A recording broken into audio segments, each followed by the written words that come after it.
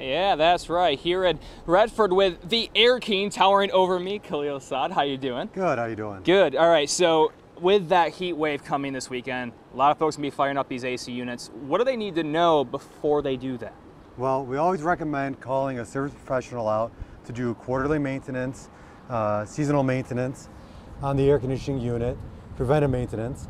What you can do it yourself at home, is take a look at the air conditioner, take a look at the coil, take a look and see how we have that dirt buildup and that cotton buildup.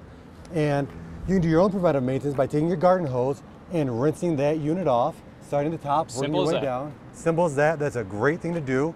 Also, always check your furnace filter. This should be changed about every 3 months. This is a dirty filter, and we want your filter to be nice and white like that. Nice and clean, just like filter. that. All right, so if they ignore all of those tips, there's some consequences. What are those?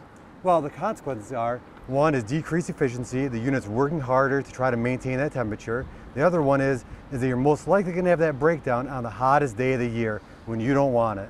And then if they continue to ignore and they still end up running this thing down, they have to call you. How long will it take for folks like you to get out and take care of this? Well, if somebody called us today, we could be out there as early as Monday or Tuesday. If somebody calls on Monday or Tuesday during that heat wave, we won't be out for about 2 weeks.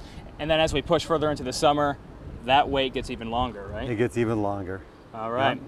Thank you, Khalil. So some great tips to get you through not just this weekend, but this summer as well. Reporting live, Brian Abel, 7 Action News. All right, thank you, Brian.